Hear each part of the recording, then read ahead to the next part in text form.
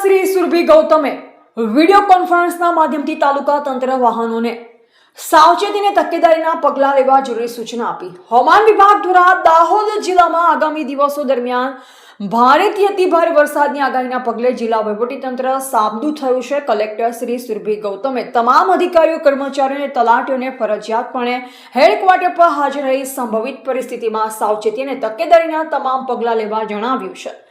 Collector Shri Surabhi ગૌતમે video કોન્ફરન્સના માધ્યમથી તાલુકા તંત્ર વાહકોને દાહોદ જિલ્લામાં આગામી દિવસોમાં ભારેથી અતિભારે વરસાદની આગાહીના પગલે સાવચેતી અને તકેદારીના પૂરતા પગલાં લેવા જરૂરી માર્ગદર્શન અને સૂચના આપી.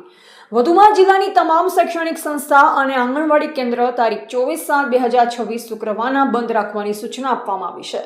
ડેમમાંથી વધુ પાણી આવકના સંજોગોમાં તળાવ, ડેમ નજીકના નદી કિનારા અને નીચાણવાળા વિસ્તારોમાં અસરગ્રસ્ત વિસ્તારના લોકોને સાવચેત કરવા સાથે જરૂર જણાય તો સલામત સ્થળે સ્થળાંતર કરવા તથા બચાવની કામગીરી કરવા તેમને જણાવ્યું. તદુપરાંત ભારે વરસાદના કારણે જો કોઈ નુકસાની જણાય તો તાત્કાલિક જિલ્લા કંટ્રોલ રૂમમાં જાણ કરવા જણાવાયું છે.